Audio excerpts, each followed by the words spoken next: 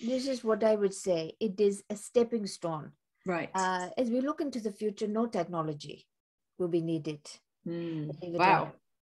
Because the technology, this is the whole thing about this time, your bodies are changing into all the technology that you need. I'm not talking about, computers and all of these things, but in terms of healing devices and others, there are many that are coming through that are wonderful for this particular time. However, there is nothing quite so effective in the belief of your own power. Because when you believe fully in your own power, you can amplify everything you do. Yeah. When you believe in yourself as the most wonderful journalist there ever was, then you'll suddenly get accolades. Then you'll suddenly get the right front covers. Then you'll be writing for magazines that you feel are invested in the same heart desires as your own, you know? And this is the same in abilities for self. When you have the power, when you really believe in your creative power to create whatever you think that any other technology can do, you can replicate it within yourself. Understand? Fantastic. I mean, this is what we're all dreaming of. Why do you think for the last year or so we have been building, particularly with the meditations to help you all engage to really get the most out of your energy system as it is adapting and changing to the world as it is now, once also evaluating into the place it needs to be. So you may say, called Zachariah, that is fine. You saying all things, but I've got these sensitivities. I've got these illnesses. I've got these diseases. I've got these imbalances. And I am not shirking that at all. Simply that we are coming into the place where from imbalance, you can come into balance. From being out of harmony, you can come into harmony. And this is why everything we were talking about in the first part of this chitty chat is very important. Don't always look to the outside. Allow yourself to change from within, because then you'll be able to really take charge of these new abilities that I was saying, this particular period of time, the Lion's Gate and other, that are really there within you, way more so than humanity has ever had. You can talk about ancient civilizations, Atlantis, Lemuria, and all of these others. And it is a different type of power, a different sort of way, because the energy of the earth was very different. It was in a different state and a far lower vibration. And that is no better or worse. That is simply that it wasn't in a vibrational state where those who existed and lived upon the planet, whatever their DNA makeup, could take the amount of high frequency light and vibration that people have now. Understand? Yes? Wow. So it is a different time. We cannot, you cannot like oranges and apples. You cannot compare them like both oranges and apples are fruits. You know, you cannot compare them. These are two completely different things. But it is just because often people going into people's, hearts and brains, they think of ancient times, they take of different civilizations of, well, we lost that power and we're in a different state. Yes, it is a different power, but this is a far more intrinsically deeply changing power that you have now of every individual, every single individual. Understand this?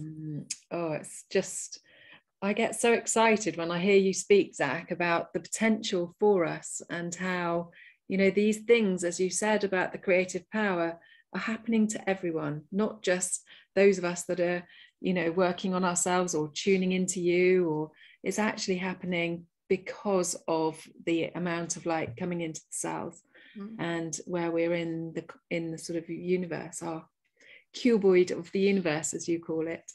These are very, very exciting times, Zach. And I think there's a sigh of relief amongst people that I've been speaking to about passing the tipping point and maybe being, utilizing this new lifeline. I've got a question that I've actually got a couple of questions about the animal kingdom. And I'd just like to start off with the one about, somebody's asking about the future of the animals and the insects in the new earth.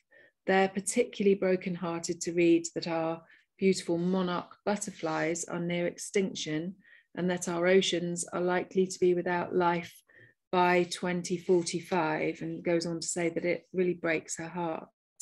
And having passed this tipping point, I'm wondering that whether things may well be different now. It is not so much about the tipping point. Two things need to happen. Firstly, humans have to let nature be nature. Has to let nature be.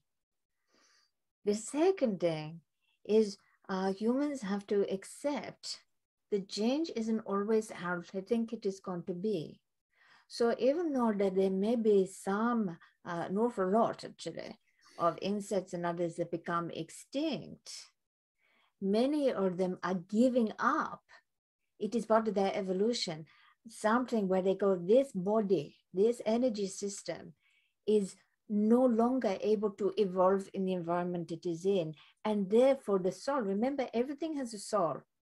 Insects, animals, flora and fauna, everything has a soul. It is just that it may be more of a collective soul energy of a species or of a particular a breed, you know, this type of thing. And therefore, as a species, it is evolving, but in a spiritual sense, so that when it then is on Earth again, it is in a very different form. Now, of course, the way your sciences would work, it would then label it a completely different new species. One that they say, oh, we have not come across this, we did not know this one before. But it could be that it is one that is extinct, that is chosen to not evolve because it cannot evolve any further through the physicality, but evolve in a spiritual way and then come in as a new or a different, like a hybrid of a species. Okay. Now, I do not want this to be like, oh, it's okay then that everything is becoming extinct, because only if some are doing this. I don't want to say a few because it is more than a few, but there are an awful lot that cannot live in the environment that humans are creating. This very clinical environment, an environment that only suits human beings. And this is very true of the oceans. And so I won't put it down much about the tipping point, but just general change in attitudes, in humanity, and a real search in helping nature, but not helping nature as it used to, of we need to do this, we need to do this. What this time period has given is there's an awful lot of people that are working with animals, nature, and so forth, but they have actually spent the time, and the younger generations that come through, of pure study and looking and seeing how nature is reclaiming itself. So what humans can do is actually to amplify, to give extra, whatever it may be, so that the nature itself that is already changing has all the attributes, say all the nutrition it needs to make the changes that it's going to do. So, so it is really helping nature change into and adapting in the ways it's going to be, rather than saying, oh, I've got a solution, I'll do this or I'll do this. But humanity, you know, it is still in a change formation. It is still not equating so much to what is put on the table to what is happening in the oceans, for example. Oh, I like fish, I eat fish very regularly, but I'm very against fishery. You know, so we still need to have far more of humanity taking a personal responsibility. It seems to be a theme of this chit-chat. It does, doesn't it? Always not looking at the outside, change from within. If you're seeing something that you're not liking, change what you can within yourself around it, so that you can support nature's change into the future. Understand? Yes. Yes, it's a great reminder. Personal responsibility is really important, because although some of the big corporations are, you know, pumping chemicals into our atmosphere, not that any of us humans want those chemicals, we still have, if each and every one of us takes action, then we can make those changes. We can stop that happening. Yeah, so yeah, personal responsibility. It sounds like a good name for this Zach chat. It's a bit heavy though, is it not? Oh, other people will go, oh no. Wait for this, chit-chat. Let's not do that. We'll think again, shall we, Zach? Something a bit like that, brighter. Yes, yes. So I don't know if we've got time for a long answer to a question that you've spoken in the past about. We might be focusing on getting to the bottom of secrets. And I've had quite a few questions about this, and it can be really summed up by there being quite an obsession amongst many people to dig into lots of the secrets that are now coming to the fore, and then feeling quite compelled to pass this information on to others.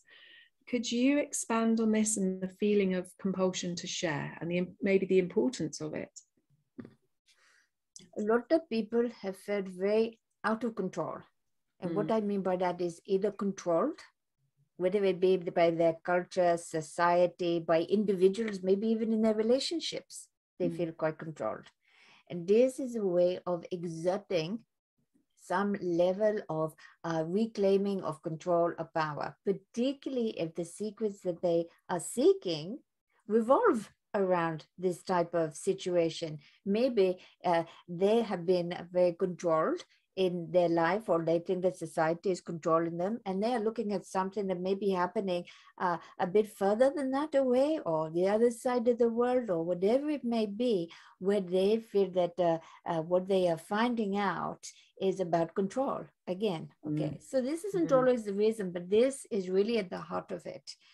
There is a way of feeling more powerful, more in control, more full of ability by being able to do this, with the assumption, now this is the important word, with the assumption that they are giving that gift to another person by sharing the information. Suddenly the information itself becomes a little bit redundant. It is not so much that they are wanting to say, look at this, and really get them, even though in the noodle that is what they are thinking they're doing. The desire is to free somebody else, is for somebody else to also feel they have their own power, they have their own control. There's nothing wrong with this. And this is going to continue for some time. And if this is something that is well received, if you are doing this yourself, and this is something that's well received by others, why not? This is a good way of self-empowerment. However, if you are thinking that this actually has become a little bit of an obsession, if anyone is doing this, or that they feel that the universe is actually telling them that they must do this, you know, and they feel that it is their duty. Yes, important word. They feel this is their duty to do this and to share. Then this is a little bit different, and this goes out to balance. What is most important is that somebody feels within themselves their own power. No one can control you unless you allow them to. None is modern age. You could say, Zechariah, come and live here now. You tell me that. I'm not talking about physical control. I'm talking about what goes into the mind and heart. And when we have spoken of this before, I've often used reference to those people who have been incarcerated and others who have come out a stronger, lighter, higher being and spend the time in deep contemplation. Monks and others have done a lot of this, a lot of things. You know, when people live outside of religious quarters, they have quite a fairy tale idea, of what goes on. Oh, these people, aren't they lucky? They don't have to work, whatever else. But a lot of them would deprive themselves of an awful lot of things to control literally themselves in that way, in a physical way, to allow their mind to become free. And so what we can see, even in states and times that are happening now, even in times when you feel you have been absolutely, completely controlled, no one can control your heart. No one can control what you think. No one can control your kindness and your grace. This is where fortitude comes in. This is why we have fortitude. This is why we can engage with our courage, with our bravery to say, I believe in myself enough. And for some people, secrets and truths and others, and this is why I always talk about it being fluid. It is not necessary for everyone, not because they are evolved or higher or blah, blah, blah, blah, blah, that they move past it. Simply for them, the truth of a situation is not as important as what their heart truth is. And in so doing, they then ascend within themselves into a place of joy. And we have talked about this for many years, my dear. The ultimate experience of joy breeds creativity, breeds love, breeds compassion. Out of that comes invention, inspiration, ideas, ways of being to help all the things we've been talking of here. Inner healing, outer healing, help the planet, help the animals, help the insects, help the oceans. So you see, sometimes, and even for some people, a level of control is actually the gateway to an inner ascension that they were too busy to have because they had so much freedom. Yes. Physical freedom we are talking. Is that not the truth? That's very deep, Zach. Thank I thought we should leave it on one of these notes. Yes. So I'm not advocating control.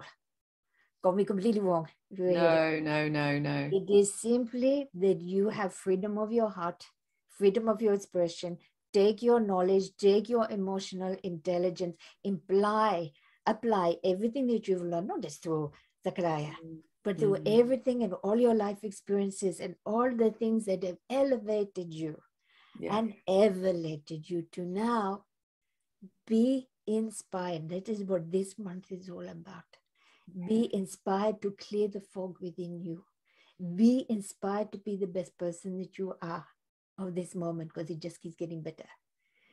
Be inspired to use your creative power, to go even further beyond the tipping point. Be one of the forerunners. Don't worry that it feels like it is going through sludge at the moment. And do not worry if you look around at other people who look like they're on your rocket fuel. Know that your intention is enough. And when you intend to be better every single day and for the betterment of all, and that engages the whole planet, every single living thing upon this planet, then, well, how would I ever ask any more of any one of you? Understand? Yes. Oh, what a fabulous way to sum up this talk, Zach. I love how you are inspiration, and it's so lovely to be able to see these different perspectives and understand so much more about what's really going on for the betterment for all, and go into our hearts for that beautiful energy of trust. When we start to trust, then we can live a much more peaceful life, even through, these transitional times. Wow. Thank you so much, Zach. We really are so blessed to have you with us. And look at him. He's just so beautiful. Happy to be here, as everyone should be happy to be here on this earth. Oh, yeah. Your energy is just so lovely. Thank you so much, Zach. And thank you all so much for being with us. Again, we wish you a very happy August and into September, when we'll be speaking again, and hope that you take the plunge and join our patrons and listen to Zach's exquisite, unbelievably transformative meditations and the incredible information that he shares in the deep dives and cosmic classrooms that really are helping all of us to evolve gradually and comfortably and be the best person we can possibly be. So yeah, we would recommend it, wouldn't we, Zach? Definitely, my friend, definitely. Well, thank you for being with us anyway, and we'll see you again next time. Lots of love to all of you. Bye-bye, and bye-bye, dearest Zach. Bye-bye. Goodbye, my dears. Goodbye, goodbye, goodbye. Bye-bye.